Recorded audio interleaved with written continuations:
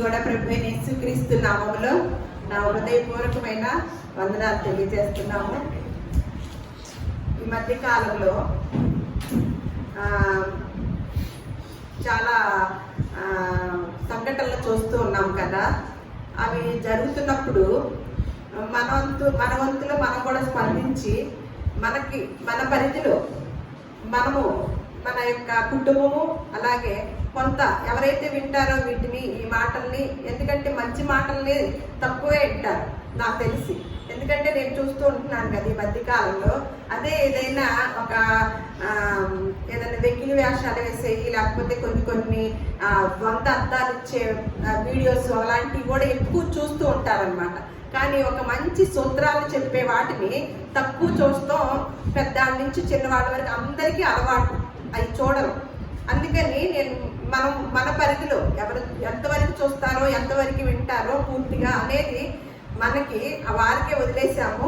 కానీ మనం కూడా స్పందించి మన పరిధిలో దేవుడు మన కొరకు మనకి ఈ సమాజానికి ఎన్ని మాటలు రాయించారో, ఈ సమాజంలో ఎలా ఉండాలో అనేది దేవుడు రాయించి మాత్రము ఇలాంటి సంఘటనలు వచ్చినప్పుడు మనం గుర్తు తెచ్చుకోవాలని ఒక ఆలోచన కలిగి ఈ మాటలు చెప్పడం జరుగుతోంది. ఈరోజు మనం ఈ మధ్యకాలంలో కొన్ని ఘోరాలు చూస్తున్నాం అన్నమాట. ట్రైనీ డాక్టర్ ఉన్నారు కదా మన మధ్య కోల్కతాలో. ఆ అమ్మాయిని ఎలా ఇబ్బంది పెట్టారో, ఎలా తను మరణించిందో అవన్నీ కూడా ఇప్పుడు దేశవ్యాప్తంగా కూడా న్యూస్ అయిపోయి అందరూ కూడా స్పందిస్తూ ఎవరి పరిధిలో వారు ఎన్నో విషయాలు చెప్తూ వస్తున్నారనమాట. దాని గురించి మనము ఈరోజు మాట్లాడుకుందాము. ఎప్పుడైతే దీని గురించి వివరణ తెలియలేదో, మన కుటుంబాల్లో మనకు తెలియకపోతే ఇంకా ఎవరికి తెలియదు అనమాట. ఎందుకంటే పరిశుద్ధ గ్రంథంలో చాలా విషయాలు రాయించి ఉంచారు. మనం ఇప్పుడే చెప్పుకున్నాం కదా, అపవాది ఏం చేస్తుందంట మనల్ని, మనం ఏం చేస్తున్నాము, పక్షులకి ఎరవేస్తున్నాం. అవి తెలుసుకున్నాం, అవి నేర్చుకున్నాం. మనమే ఇతరులకి ఎరవేస్తున్నాం అని ఆ భ్రమలో బ్రతుకుతున్నాం అనమాట. ఇతరులకు ఎరవేయటం ఉంది, అలాగే కొన్ని జీవరాశులకి ఎరవేసి వాటిని స్వాధీనం చేసుకోవటం వరకు తెలుసుకున్నాం. కానీ మనం రాలేని వారి ఎరలో పడిపోయామని అది మాత్రం గుర్తుంచుకోలేకపోతున్నాం అనమాట. ఈ మధ్యకాలంలో ఒక ఆయన ఇది జరిగిన సంఘటనలో ఒక విశ్లేషకులు చెప్తారు కదా కొంతమంది కూర్చొని, ఆయన చెప్తున్న మాట ఏంటంటే, అసలు పిల్లల నుంచే చాలా ఈ మాటలు నేర్పించాలి, మంచి నేర్పించాలి.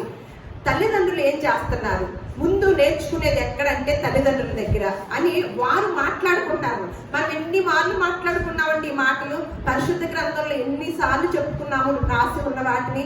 ఆయన ఏమంటున్నారంటే, మొన్న ఒక అబ్బాయిని పట్టుకున్నారు కదా ఆ డాక్టర్ కేసులో. ఎవరు సంజయ్ రావో ఏదో ఉంది పేరు.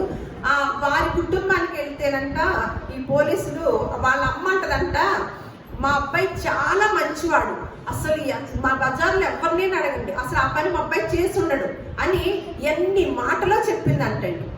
అంటే మన పిల్లలు మనకి ఎలా అనిపిస్తారు, మంచివాళ్ళు. అందులో వెనకేసుకు రావటానికి కూడా తల్లులు అయిన మనము, తండ్రులైన ఎంతో మంది వెళ్తారు.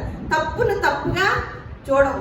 ఎందుకంటే మనం మొదటి నుంచి కూడా నేను మా కుటుంబం అనే విధానంలోకి వెళ్ళబట్టి సమాజ క్షేమాన్ని మనం చూడటం లేదనమాట. అది మర్చిపోయాం ఏ రోజు. అందుకని తను ఏం చెప్తుందంటే ఇంకా ఎక్కువ చెప్తుందంటండి.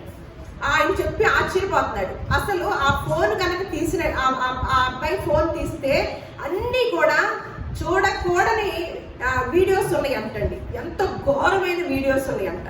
అలా చాలా కుటుంబాల్లో చిన్నపిల్లల దగ్గర నుంచి పెద్దవాళ్ళ వరకు ఏమి చూస్తున్నారు, ఎందులో పడిపోయారు అని ఆయన చెప్తూ మాట్లాడుకుంటున్నారు అనమాట. ఇవన్నీ కూడా కుటుంబ పరంగా నుంచే రావాలి. అలాగే స్కూళ్ళల్లో మన పిల్లలు ఎక్కడ ఎక్కువ ఉంటారు, ఇంట్లో ఉంటారు, తర్వాత స్కూళ్ళలో. బడి అంటే ఎలాంటిది అని మనం ఒక అర్థాన్ని తెలుసుకున్నాం కదా. బడి అంటే ఏంటండి, దేవాలయం కిందగా మనం భావించుతాం అనమాట. అంటే గుడిలో చెప్పని బడిలో చెప్తున్నారు. ఇప్పుడు గుడిలో చెప్పేవి బడిలో చెప్పటం లేదా? అలా చూడండి ఒకసారి. గుడిలో చెప్తున్నారా మంచి మాటలు, బడిలో చెప్పడం జరుగుతుందా? బడిని దేవాలయంగా భావించారు కదా, మరి గుడికి దూరం అయ్యారు. బడినే దేవాలయంగా భావించి తల్లిదండ్రులు కూడా ఏం చేస్తారంటే మన పిల్లలకి ట్యూషన్ మిస్ అయితే బాగుండదు. ఎందుకంటే సండే ఆదివారం కూడా వారానికి ఒక్కరోజే మనం సమయాన్ని ఇస్తాం దేవుడు ఏంటి గుడికి వచ్చే సమయాన్ని. కానీ బడికి ఎంత సమయాన్ని ఇస్తున్నామండి? సరే, ఆ బడిలో ఏమి నేర్చుకుంటున్నారండి? మరి ఆ బడిలో ఏమి నేర్చుకోవాలి? మొట్టమొదటి వెళ్ళగానే నాకు చిన్నప్పుడు వినేదాన్ని, ఒక ప్రతిజ్ఞ చేపించేవారు. ఏం ప్రతిజ్ఞ అండి? భారతదేశము నా మాతృభూమి, భారతీయులందరూ నా సహోదరులు. నిజంగానే ఆ మాటను పాటిస్తున్నారా? అంటే ఆ మాట ఏమైంది? ఆ ప్రతిజ్ఞ ఏమైందండి? ఆ బడిలో ఆ దైవ ధ్యానం లాగా ఆ యొక్క విధానాన్ని ఆ ప్రతిజ్ఞ చేపించారే, ఆ ప్రతిజ్ఞ ప్రకారమే ఉపాధ్యాయులు ఉంటున్నారా చేపించిన వారు, అలాగే విద్యార్థులు ఉంటున్నారా అండి? ఇద్దరు కూడా ఎక్కడ జరుగుతుంది ఘోరము? ఎవరి దగ్గర ఎక్కువ జరుగుతుందండి? చదువుకున్న వారి దగ్గర, చదువు లేని వారి దగ్గర ఎక్కువ జరుగుతుంది. ఇప్పుడు జరిగిన సంఘటన ఎవరి దగ్గర జరిగింది? మరి చదువు లేకపోతే ఏమంటారు? ఒక సామెత ఉంటుంది కదా, విద్య లేని వాడు వింత పశువు. మరి ఈరోజు ఆ యొక్క సామెతను వెనక్కి తీసుకోవాలన్నమాట. విద్య లేని వాడు వింత పశువు అని మనకు ఒక సామెత ఉంది కదా. అయితే మనము దాని గురించి మాట్లాడుకునేటప్పుడు మనం అందరం కూడా ఎవరి ఎరలో ఉన్నామో మర్చిపోయామన్నమాట. కానీ ఆ విషయాన్ని పరిశుద్ధ గ్రంథము క్రీస్తుకు పూర్వం కొన్ని సంవత్సరాల క్రితము రాసి ఉంచింది. హబక్కూకు గ్రంథం తీయండి. హబక్కూకు గ్రంథము 1వ అధ్యాయము 14వ వచనం. ఏలికి లేని చేపలతోనూ ప్రాకు పురుగులతోనూ నీవు నరులను సమానులుగా చేసితివి. ఎందుకంటే దీని గురించి వివరణ లేక అయ్యి మేము సమానం అనుకోవట్లా. జీవరాశిని మన నరుల్ని సమానం అనుకోలేకపోవడం, వాటికి ఉన్న జ్ఞానాన్ని అవి పెంచుకుంటూ పోతుంది. ఈ మనిషికి ఉన్న జ్ఞానం ఏమవుతుందంటే తక్కువ అవుతూ అజ్ఞానంలో బ్రతుకుతూ ఉన్నాడనమాట. ఆ మనిషి అంట వాడు ఏమంటున్నాడు? వాడు గాలం వేసి మానవులందరినీ గుచ్చి లాగి ఉన్నాడు, ఉరులు వగ్గి చిక్కించుకొనుచున్నాడు. వాడు తన వలతో వారిని కూర్చుకొని సంతోషపడి గంతులు వేయించున్నాడు. ఇందాకే మాట్లాడుకున్నాం కదా, మనము దేనితో ఎక్కువ కనెక్ట్ అయి ఉంటున్నామంట? మనం ఎవరికి వలేస్తున్నాము? ఎవరికి వలేస్తున్నాము? పక్షులకి, కొన్ని వాటికి వల వేయటం నేర్చుకున్నాం అంతే. మనకు మాత్రం ఎవరు వలయరు అనే విధానంలో ఉన్నాం. కానీ ఎవరి వలలో చిక్కుకున్నామంట? ఇది ఎన్ని సంవత్సరాల క్రితం రాయబడిందండి? క్రీస్తుకు పూర్వమే భవిష్యత్తు కాల జ్ఞాని అయిన దేవుడు రాయించిన మాటలండి. అంటే కాలాన్ని, సమయాన్ని, సృష్టిని, ప్రకృతిని అన్నిటిని సృష్టించిన దేవుడు ఏ సమయంలో, ఏ కాలంలో, ఏ సమయంలో ఏది జరిగిద్దో ఈ మనుషులు దేనికి కనెక్ట్ అయి ఉంటారో ఎరిగిన దేవుడై ముందుగా రాయించిన మాట అన్నమాట. మనం ఏ ఫోన్లో ఏ బ్యాలెన్స్ వేయించుకుంటామండి? ఏమంటాము దాన్ని? Net balance. అంటే మనం నెట్లోకి వెళ్తున్నామా లేకపోతే ఎక్కడ ఉంటున్నామండి? నెట్లోనే ఉన్నామా? తెలుగులో ఏమంటారు నెట్ని? ఇప్పుడు ఏం చేస్తున్నాడంట అపవాది? మనల్ని ఎక్కడ గుచ్చాడంట? మనం ఏమనుకుంటున్నాము? పక్షులు గుచ్చాము. అబ్బా ఎంత తెలివిగా చేపలను వలేసాము, గుచ్చి గాలం వేసి గుచ్చేసి ఎన్ని చేపలు పట్టామో అది తెలుసు మనకి. కానీ మనల్ని ఎంత ఇదిగా గుచ్చి పట్టి ఎవరు గంతులేస్తున్నారంటండి? అప్పుడు అది ఇక్కడ అంతే.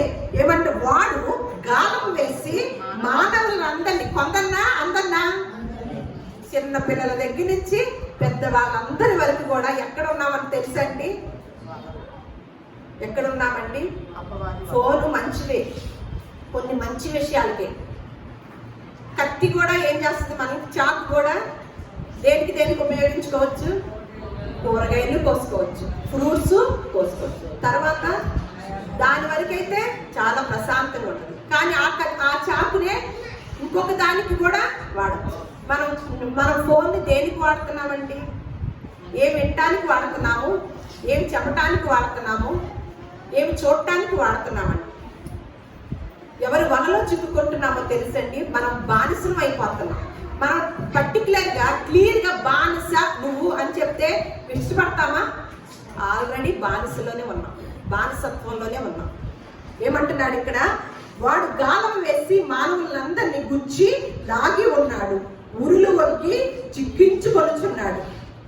వాడు తన వలతో వారిని కూర్చుకొని సంతోషపడి గంతులు వేయించున్నాడంటే ఎంత వృద్ధిలోకి. అంటే ఇప్పుడు ఆ విశ్లేషకులు కూడా ఏం చెప్తున్నారంటే, ముందు ఫోన్లో ఉన్న ఆ చెడ్డకు సంబంధించి చెడు ఉంటది కదా, అవన్నీ ముందుగా దాన్ని బ్యాన్ చేయాలండి. అసలు పిల్లలు ఏంటి, చిన్నపిల్లలు ప్రతి వాళ్ళు మనం అన్నం పెట్టా కూడా ఏమిస్తున్నాం ఈ మధ్య కాలంలో? ఫోన్ ఇస్తేనే వాళ్ళు కూడా తింటున్నారు. ఎప్పుడు నుంచి అది అలవాటు చేస్తున్నామండి? మరి తల్లిదండ్రులమైన మనము మరి ఏం జ్ఞానం కలిగి ఉన్నాము, ఏం తెలుసుకుంటున్నామండి? మన తప్పు చేస్తే ఏమన్నా తల్లిదండ్రులమైన మనం వెనకేసుకు రావటమా? అంటే న్యాయాన్ని ఆ విధానాన్ని మనకు తెలియట్లేదా? వాళ్ళ అమ్మ ఏం చేస్తుంది, మా బాబు ఎంత మంచోడో, ఈ బజార్లో వాళ్ళందరినీ అడగండి, అసలు ఎప్పుడు తప్పు చేయలేదు, ఏమి చేయడు, మాకు మంచిగా చేస్తాడు, మీరు పొరపాటు పడుతున్నారు అని వాదిస్తుందంట. కానీ తప్పు చేసింది వాడు. ఎలా ఉందో చూడండి పరిస్థితి. అంటే ఏమంటున్నాం మనం, ఏమంటున్నారు అక్కడ ఎవరు, మళ్ళా దానికి సంబంధించిన ప్రిన్సిపాల్ గారు అంట. ప్రిన్సిపాల్ అంటే ఎలాంటి వారండి? గురువు గారు కదా. గురువు అంటే దేవుడితో కూడా సమానం అంటుంది. మనకు విద్య నేర్పించే వాళ్ళని దేవుడితో సమానంగా భావిస్తున్నారు. అలాగే డాక్టర్లు ఎలా భావిస్తామండి? దేవుడు అక్కడక్కడ ఉండడు కాబట్టి ఆయన వైద్యులు కూడా పెట్టి వైద్యో నారాయణ అంటారు కదా. అంటే డాక్టర్లు దేవుడు అంతటి వారు. మరి వాళ్ళ వృత్తిలో వాళ్ళనే ఇలా చేస్తూ ఉంటే అసలు ఏం జరుగుతుందండి? ఆ విద్య గురించి, ఈ విద్య మనకి ఏమైనా ఉపయోగకరమా? ఇందాక అనుకున్నాం ఆధ్యాత్మ. మళ్ళీ ఆ వ్యక్తి ఏమంటున్నారంటే, ఆ విశ్లేషకులు అసలు పిల్లలకి ఆధ్యాత్మిక సూత్రాలతో నేర్పాలండి మొదటి నుంచి. ఎందుకంటే భయంకరంగా ఉంది. 9th క్లాసా, 7th క్లాసా, 3rd క్లాసా, అసలు ఏ క్లాస్ అని లేదు. వాళ్ళలో ప్రేమలు, మాటలు, వీడియోస్ చూడటము, అసలు విధానాన్ని, ఒంటరిగా ఉన్నారు పిల్లలు అంటే అనుమానించాలంటే. మనం ఏదైనా ఫంక్షన్కి వెళ్తూ ఉంటాం, ఏదైనా పెళ్ళిళ్ళకి ఏదైనా వెళ్ళినప్పుడు, అమ్మ వస్తావంటే నేను రాను, నాకు అంతగా ఇంట్రెస్ట్ లేదు, నేను ఒక్కదాన్ని ఇంట్లో ఉంటాను, నేను ఒక్కనే ఇంట్లో ఉంటాను అంటారా పిల్లలు ఎక్కువగా?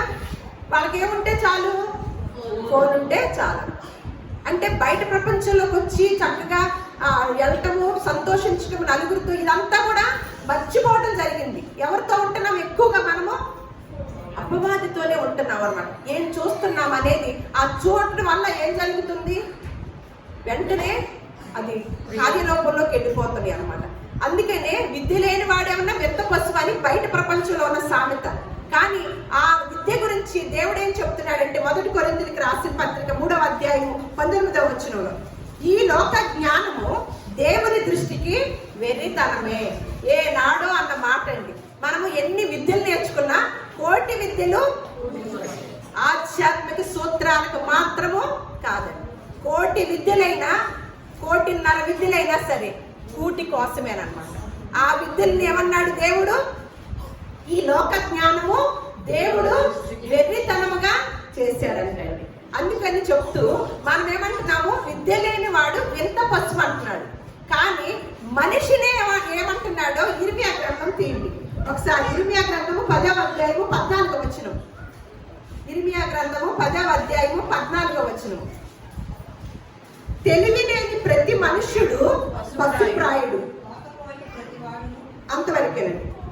ఏమని చెప్తున్నాడండి ఇక్కడ? మన సామెత ఏంటి? విద్య లేని వాడు వింత పశువు. దేవుని యొక్క దృష్టిలో ఎవరండి? తెలివి లేని ప్రతి మనుష్యుడు పశుప్రాయుడు. ఏ తెలివండి? ఏ తెలివి కావాలి?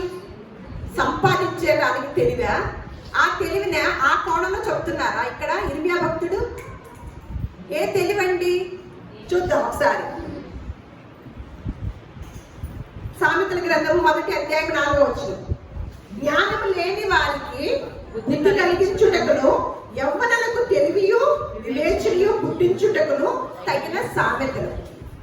ఎప్పుడైనా సరే బాలుడు నడవలసిన త్రోవను వాడికి నేర్పినప్పుడు పెద్దవాడైనప్పటికీ తొలగిపోడని మన సామెత అన్నమాట. మనకి పరిశుద్ధ గ్రంథంలోని సామెత. మనకి బయట సామెత ఏమిటంటే, మొక్కై వంగన వాడు మానయ్యాక వంగుతాడా అని సామెత కదా. ప్రపంచం కూడా ఈ సామెతలో ఉంటుంది. అంటే మనము మనం పునాది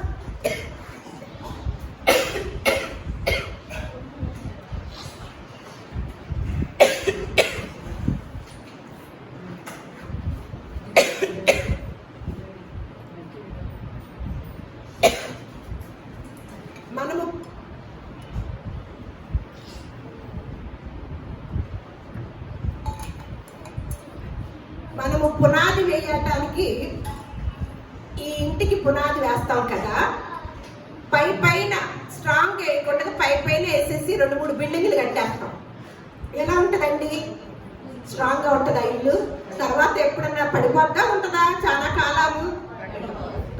మరి బాల్య దశలో పునాది వేస్తేనే కదా ఎన్ని స్టేర్లు కట్టినా నిలిచి ఉండేది, అంతే కదా. మనం 4 స్టేర్లు వేయాలనుకోండి, పునాది ఏం చేస్తాము? చాలా స్ట్రాంగ్ గా చాలా జాగ్రత్తగా వేస్తాం. మరి కొన్ని దశలు వాడు జీవించాలి. అంటే యవన దశ, బాల్య దశ, యవన దశ, మళ్ళా వృద్ధాప్య దశ, ఈ దశలన్నీ వెళ్ళాలి కదా. ఇన్ని దశలు ఈ బిల్డింగ్ మీద నిలబడాలంటే బాల్యం అప్పుడు పునాది పడాలా? తర్వాత అండి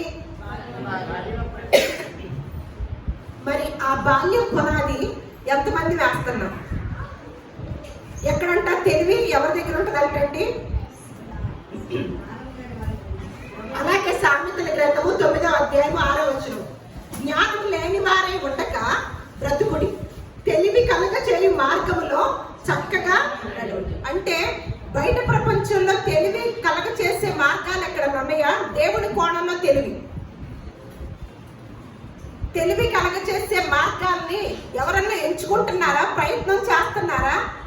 చేయట్లా. ఇక్కడ ఏమంటున్నారు? సొలొమోను గారు, జ్ఞాని అయిన సొలొమోను గారు జ్ఞానం లేని వారై ఉండకుండగా ఏమంటున్నాడు? బ్రతకండి, తెలివి కలగ చేయు మార్గంలో చక్కగా నడవండి. మళ్ళా 9వ అధ్యాయము 9వ వచనము 10వ వచనము, జ్ఞానము గలవానికి ఉపదేశము చేయగా. నేను చదువుతాను, మిమ్మల్ని వినపడింది కాబట్టి ఒక్కసారి వినండి జాగ్రత్తగా. ఇది జ్ఞానము గలవానికి ఉపదేశము చేయగా వాడు మరింత జ్ఞానాభివృద్ధులు. యెహోవా యందు భయభక్తులు కలిగి ఉండుటయే జ్ఞానమునకు మూలము. పరిశుద్ధ దేవుని గూర్చిన తెలివియే వివేచనకు ఆధారం. మనకి తెలివి వివేచన కలగాలంటే దేని ద్వారా వస్తుందంటే, ఇప్పుడు విశ్లేషకులు కూడా ఏమంటున్నారు? ఆధ్యాత్మిక సూత్రాలతో పెంచాలి పిల్లల్ని. వాళ్ళు ఏం చేస్తున్నారో గమనించాలి. ఆడపిల్లలకి కొన్ని విషయాలు నేర్పించాలి, మగ పిల్లలకి కొన్ని విషయాలు వారికి తగ్గట్టు వారికి నేర్పించుతూ ఉండాలి. మనం సమాజాన్ని, మన ఇంటిని రక్షించితే సమాజానికి సేవ చేసిన వారము అవుతాం. ఇది ఎన్నో తారీఖు జరిగిందండి? ఆగస్టు 9వ తారీఖు జరిగింది. స్వతంత్ర దినోత్సవం ఎప్పుడు చేసుకున్నారండి? 15. మరి ఆడవాళ్ళకి స్వతంత్రం వచ్చిందండి? పూర్తి స్వతంత్రం వాళ్ళకి ఇచ్చాడా? అప్పుడు వచ్చిందా? 15వ తారీఖు ఉన్నా అందరూ స్వతంత్ర దినోత్సవం జరుపుకుంటారా? ఆ కాలేజీకి సంబంధించిన ప్రిన్సిపాల్ అన్ని విద్యలు అంత చదువు చదివిన వాడువా? అంత చదువుకున్న వారా మీరు? 9వ తారీఖు, ఆగస్టు 9వ తారీఖు ఉన్నా డ్యూటీలో ఉండి రెస్ట్ తీసుకుంటున్నా ఆ అమ్మాయిని ఇలా చెయ్యాలా? అంటే వాళ్ళ విద్య వాళ్ళకి ఏమి నేర్పించిందండి? పశువులా ప్రవర్తించడం నేర్పించింది అనమాట. అంటే ఈ లోక విద్య దేవుడు ఏదైతే చెప్పాడో అది వాస్తవం. ఈ లోక విద్యని దేవుడు వెర్రితనముగా చేశాడు. ఎన్ని విద్యలైనా మీరు నేర్చుకోండి, అవి కేవలము కూటి కోసమే అని చక్కగా నిర్ధారణ అయిపోయిందండి. మనం తెలుసుకున్న విషయాల్లో పరిశుద్ధ గ్రంథంలో ఉన్న విషయాలే ఇప్పుడు వాస్తవమై కూర్చుంటుంది అనమాట. అలాగే మళ్ళీ ఇంకొక విషయం, హోషేయ గ్రంథాన్ని తీయండి. అందుకని ఇప్పుడు బయట ప్రపంచం అంతా ఎలా ఉందో చూద్దాం. ఇక్కడ హోషేయ గ్రంథము 4వ అధ్యాయము 1-2 వచనాలు, ఇశ్రాయేలు వారలారా యెహోవా మాట ఆలకించుడి, సత్యమును కనికరమును దేవుని గూర్చిన జ్ఞానమును దేశమందు లేకపోవడం చూచి యెహోవా దేశ నివాసులతో వ్యాధి మాడుచున్నాడు. బయట ప్రపంచంలో ఏం లేదంటండి?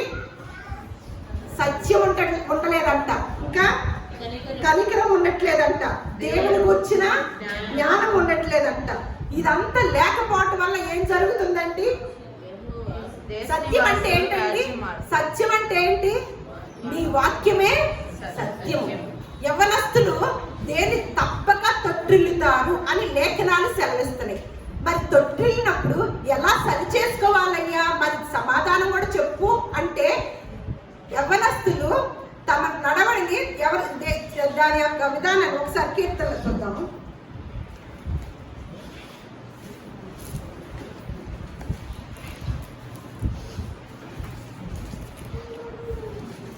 యవనస్తులు, నేను కీర్తన 119వ కీర్తన 9వ వచనం, యవనస్తులు దేని చేత తమ నడత శుద్ధిపరచుకుందురు?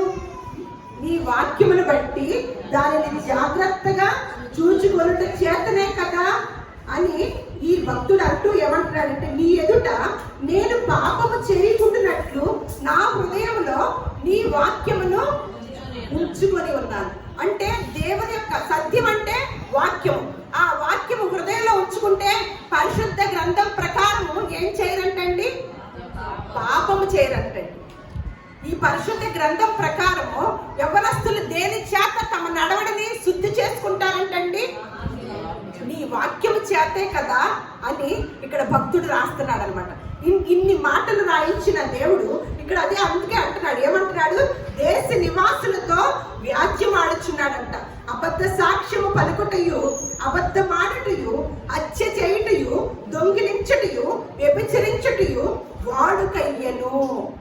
ఏం వాడుక చేసుకుంటున్నారంటే, వాడుక అంటే మనం ఒక్కొక్కటి అలవాటు చేసుకుంటాం, అలవాటు దాన్ని కొన్ని విషయాల్లో అవి అయితే వేరుగా ఉంది. ఇవి ఏం చేసుకుంటున్నారంటే దేశ నివాసులు అబద్ధ సాక్ష్యము పలుకుటయు, అబద్ధమాడుటయు, హత్య చేయుటయు, దొంగిలించుటయు, వ్యభిచరించుటయు, జనుల కన్నము దేశము వేసెదరు, మానక నరహత్య. జనులు కన్నం వేసేదరంట, మానటలేదంట. ఏం చేస్తున్నారంటండి? ఈ విషయాలు మరి బాల్యము నుండే చెప్తే సరి చేసుకోవడానికి అవకాశం ఉంటుందా లేదంటారా? ఇంత జ్ఞానయుక్తమైన మాటలు మరి బడిలో నేర్పిస్తున్నారా? నేర్పిస్తే ఆ ప్రిన్సిపాలే నాకు చేస్తాడండి. మరి ఇంకొక చోట చూద్దాం. అయితే ఈ లోక జ్ఞానం వెళుతామన్నాను కదా, ఈ లోక జ్ఞానాన్ని నేర్చుకుంటున్న వారు ఈ లోక జ్ఞానం ఎలాంటిదో యాకోబు గారు రాసి చూపించారనమాట. యాకోబు పత్రిక 3వ అధ్యాయము 15వ వచనం. ఈ జ్ఞానము పై నుండి దిగి వచ్చినది కాక భూ సంబంధమైనదియు, ప్రకృతి సంబంధమైనదియు, దెయ్యముల జ్ఞానం వంటిదై ఉంది. ఎందుకంటే ఇది ఏమేమిటంట? ఈ లోక జ్ఞానం ఏముంటదంట? మత్సరమును, వివాదమును ఎక్కడ ఉండునో అక్కడ అల్లరియు, ప్రతి నీచి కార్యమును ఉండును. అయితే దేవుని నుండి వచ్చే జ్ఞానం అంట ఎలా ఉంటదంటండి? అయితే దేవుని నుండి వచ్చే జ్ఞానం ఎలా ఉంటదంట? మొట్టమొదటగా పరిశుద్ధ గ్రంథం అంటే అది గనక చిన్ననాటి నుండే ఈ గ్రంథాన్ని నేర్పిస్తేనండి ఇన్ని ఘోరాలు, నేరాలు జరగటానికి కుదరదండి, జరగవండి. నేను మాత్రం ఖచ్చితంగా చెప్తున్నా. అయితే దేవుని నుండి వచ్చే జ్ఞానం అంట ఎలా ఉంటుందంట? మొట్టమొదటగా ఎలా చెప్తున్నారో చూడండి. మొట్టమొదటిగా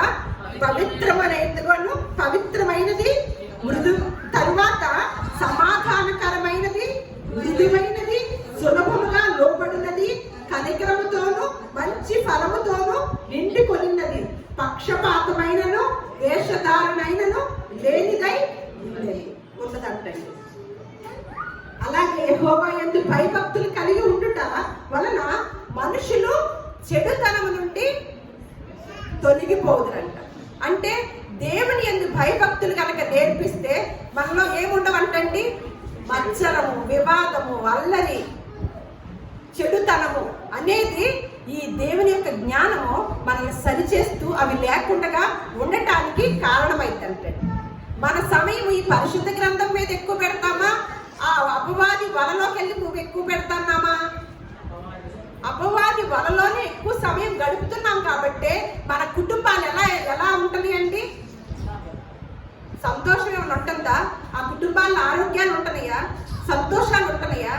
ఎవరికి ఎక్కువ ప్రాధాన్యత ఇస్తున్నాము? అపవాదికి ఇవ్వటం వలనే ఇగో ఇవన్నీ ఏమన్నాడు? దేవుని నుండి వచ్చిందైతే జ్ఞానము మీ దగ్గర కనుక దేవుని జ్ఞానం కనుక ఉంటే మొట్టమొదట అది ఎలా ఉంటుందో తెలుసా? పవిత్రమైనదిగా ఉంటుందంట, సమాధానంగా ఉంటుందంట, మృదువైనదిగా ఉంటుందంట, ఇంకా సులభంగా లోబడిద్దంట, కనికరం ఉంటుందంట, మంచి ఫలములతో నిండుకొనిందై, పక్షపాతం ఉండదంట, వేషధారణ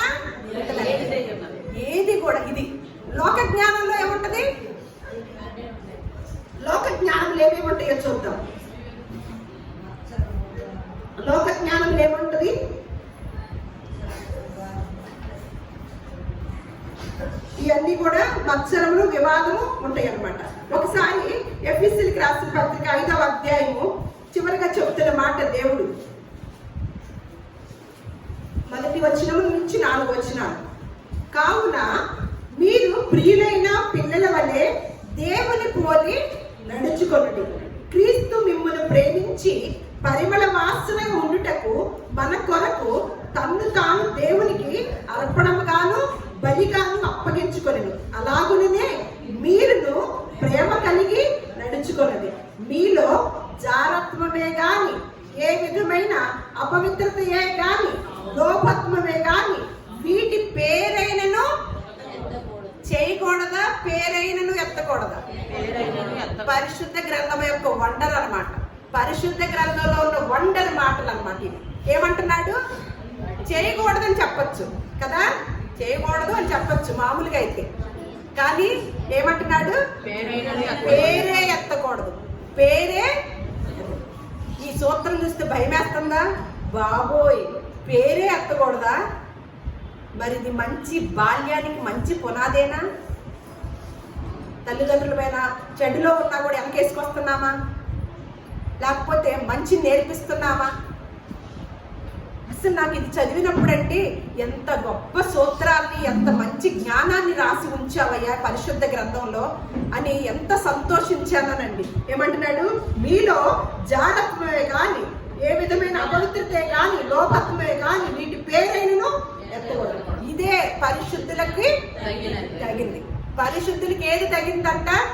ఇదిగో మీకు ఏదైనా ఉందంటే ఇదే, మీరు ఏదైనా చేయాలంటే ఇదే. ఏమంటున్నాడు? మీకు తగినది ఇదే, వీటి పేరైనా ఎత్తకూడదు అని. కృతజ్ఞత వచ్చినమే మీరు ఉచ్చరింపబడిన కానీ మళ్ళా చూడండి, మీరు బూతులైనను, పోకిరి మాటలైనను, సరసోక్తులైనను ఉచ్చరింపకూడదు. ఇవి మీకు ఇందాకేమన్నాడు? తగినవి. అవి అన్నాడు ఇవి మీకు తగినవి, ఇవి మీకు తగవు. ఏమేమిటండి? అసలు ఎంత గొప్ప గ్రంథం అండి, ఎంత గొప్ప సూత్రాలండి. వీటిని గనక అనుసరించడానికి ప్రయత్నం చేస్తే ఎంత గొప్పగా బ్రతుకుతామండి సమాజంలో. మనం బ్రతుకుతూ నలుగురికి ప్రభావితులుగా ఉంటామన్నమాట. ఏమంట? మీరు బూతులైనను, ఎప్పుడు కూడా కృతజ్ఞత వచ్చినమే. కృతజ్ఞతల్లో ఆరోగ్య సూత్రం ఉందని మనం ఎన్నో మార్లు నేర్చుకున్నాం అన్నమాట. కొంతమంది ఇట్లా చేస్తే పనిని అట్ట మర్చిపోతారు వాళ్ళు. అందుకే కృతజ్ఞత లేని వారంట వేల కొలదిగా కూలిపోయారని బైబిల్ గ్రంథంలో రాసింది. కానీ కృతజ్ఞత కలిగి కనుక జీవించితే మన కుటుంబానికి, మన శరీరానికి, మన వ్యక్తిత్వానికి అందరికీ కూడా ఆరోగ్యకరము, మంచిది. కానీ ఆ మంచిని ఏం చేస్తాము? పక్కన పెడతాం అనమాట. అందుకని మీరు ఎల్లప్పుడూ కూడా ఎలా ఉండాలంట? కృతజ్ఞత వచ్చినమే ఉచ్చరింపబడింది. మీరు బూతులైనను, పోకిరి మాటలైనను, సరసోక్తులైనను ఉచ్చరింపకూడదు. ఇవి మీకు తగలవి. ఎంత మంచి మాటలండి అని అంటూ నిర్గమాకాండంలో మొదటిసారిగా ఆజ్ఞల్లోనే ఒక ఆజ్ఞ చెప్పెడుతున్నాడు. చివరాగి, నీ పొరుగువాని ఇల్లు ఆశింపకూడదు. నీ పొరుగువాని భార్యనైనను, అతని దాసులైనను, అతని దాసినైనను, అతని ఎద్దులైనను, అతని గాడిదనైనను, నీ పొరుగు వానిది ఏదైనను ఆశింపకూడదు. ఎంత గొప్ప ఆజ్ఞ అండి. అందరు చూపు ఎవరి మీద ఉంటుంది ఎక్కువగా? మరి ఆ పిల్ల మీద ఉండబట్టేగా, అమ్మాయి మీద, ఆ ప్రిన్సిపాల్ గారు ఇంకొకళ్ళకి ఏం చేశారు. కానీ ఇది మత గ్రంథం. ఈ బడిలో ఈ గుడిలో చెప్పి ఈ బడిలో చెప్పగలుగుతున్నారండి. ప్రతిజ్ఞ అయితే చేపిస్తున్నారు, కానీ సహోదరులుగా చూస్తున్నారా ప్రతి ఒక్కరిని? మరి అలాంటి విధానాన్ని ఎందుకు పెంపొందించలేకపోతున్నారు? ఏమంటున్నాడు ఇక్కడ? నీ పొరుగు వారిది ఏది కూడా ఒక లిస్ట్ ఇచ్చి చివరి మాట, అసలు ఏది కూడా మీరు ఆశించకూడదు. ఇది దేవుని యొక్క కండిషన్, ఆజ్ఞ, అంతే. ఇది కనుక ఆశించారా మీరు ఎక్కడికి వెళ్ళి కూర్చుంటారు? నరకంలోకి వెళ్ళి కూర్చుంటారు. శిక్ష ఇప్పుడు శీఘ్రంగా కలగకపోవచ్చు, కానీ ప్రతి దానికి లెక్క అప్పగించవలసిన సమయం ఉందన్నమాట. ప్రతి దానికి కూడా మనము లెక్క మనము మాటలు కాదు, చేతల్లో కాదు, అసలు లోపల ఆలోచనలోనే మనం ఆలోచన చేయకూడదని దేవుని యొక్క నిర్ణయం అన్నమాట. అందుకనే నీ వాక్యములు వెల్లుడవుతూనే వెలుగు కలుగును, అవి తెలివి లేని వారికి తెలివినిచ్చేది. దేశంలో ఉన్న చదువు కాదు మనకు తెలివినిచ్చేది. నీ వాక్యములు వెల్లడి అవుతూనే అది వెలుగు కలుగును, తెలివి లేని వారికి తెలివినిచ్చు. ఇటువంటి తెలివి జ్ఞానాన్ని పొందుకున్న వారమై మనము సమాజంలో అందరికీ సేవ చేయలేం, కానీ మన బిడ్డలను పెంచితే మన పరిధిలో సేవ చేసిన వారు ఎవరైతే కొద్ది మంది విన్నా ఈ మాటల్ని, పరిశుద్ధ గ్రంథం ఒక మత గ్రంథం కాదని, పరిశుద్ధ గ్రంథంలో ఉన్న గొప్ప సత్యాలు చిన్ననాటి నుండే ప్రపంచంలో ఉన్న పిల్లలకి నేర్పిస్తే గొప్ప మార్గాన్ని అనుసరించుతారు. దేశం యొక్క స్వతంత్రం అప్పుడు వచ్చినట్లుగా ఉంటది అని గుర్తెరుగుతారన్నమాట. దేవుడి మాటల్ని మన హృదయాల్లో ఫలింపచేయుగాక. మీ అందరికీ, మనందరికీ కూడా దేవుడు జ్ఞాన వివేకములు తెలివిని మెండుగా నిండుగా అనుగ్రహించునుగాక.